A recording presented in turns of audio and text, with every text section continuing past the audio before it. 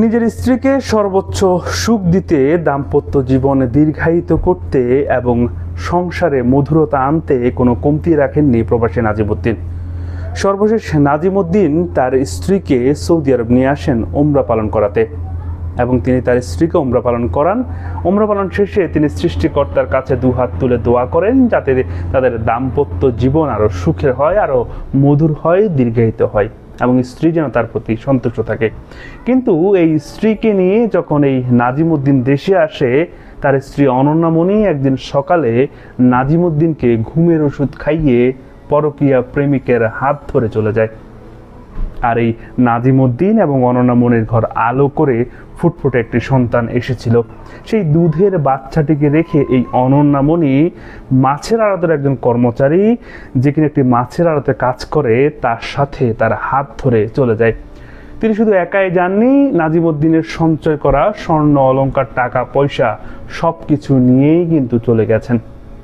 আরেকজন প্রবাসী তার সারা জীবনের অর্থ সঞ্চয়, কষ্ট, পরিশ্রম, ঘাম, শ্রম দিয়ে যে কষ্টার্জিত অর্থ জোগাড় করে পরিবারকে খুশি রাখতে, তার ফ্যামিলিকে ভালো রাখতে, দিন শেষে সেই ফ্যামিলির এই আচরণ প্রবাসীদের সাথে করে। যে স্ত্রীকে খুশি রাখতে এতটা আয়োজন করেছিল এই নাজিমউদ্দিন, দিন শেষে সেই স্ত্রী এই অর্থ সম্পদ স্বর্ণ অলংকার লয়ে একজন কর্মচারীর সাথে চলে গেছে। এই ঘটনাটি ঘটেছে যাত্রাবাড়িতে। আর যাত্রাবাড়ি থানায় এই ঘটনাকে কেন্দ্র করে নাজিমউদ্দিন একটি মামলা দায়ের করেছে। বর্তমানে তিনি তার সন্তানটিকে লালন পালন করতে খুবই কষ্ট পোহাতে হচ্ছে। আর ওই অনন্যামণি ওই কর্মচারী ওমর ফারুকের সাথে পালিয়ে গিয়ে বিয়ে করেছে এবং কুমিল্লে আছে তারা। দেখেন, একজন প্রবাসী তার জীবনের সর্বোচ্চটা দিয়ে, সর্বোচ্চ পরিশ্রম করে, সব কিছু জোগাড় করে তার পরিবারকে, তার স্ত্রীকে ভালো রাখার চেষ্টা করে। অথচ দিন শেষে যখন এই স্ত্রীর কাছ থেকে বা এই প্রিয় মানুষ থেকে এত বড় আঘাত পায়, তখন ওই প্রবাসীর আসলে দুনিয়াতে কী বা থাকে? বাঁচার জন্য কোনো আশা কিন্তু ওই প্রবাসীর আর টিকে থাকে না। আর এই ঘটনাটা এখন বর্তমান সমাজের প্রতিচ্ছবি। এরকম অসংখ্য ঘটনার সাক্ষী আমরা প্রতিনিয়ত হচ্ছি।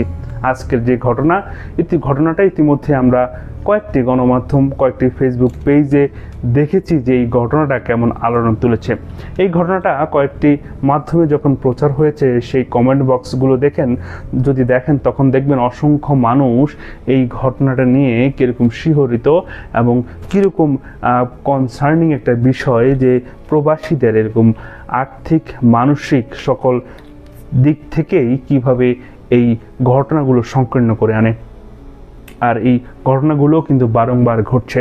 তাই প্রবাসীদের অবশ্যই দরকার নিজেদের অবস্থান তৈরি করা, সম্পূর্ণ অর্জন কাউকে বিলিয়ে না দিয়ে নিজের অর্জন নিজের কাছে রাখা এবং যতটুকু প্রয়োজন ততটুকুই তার প্রিয় মানুষকে দেওয়া।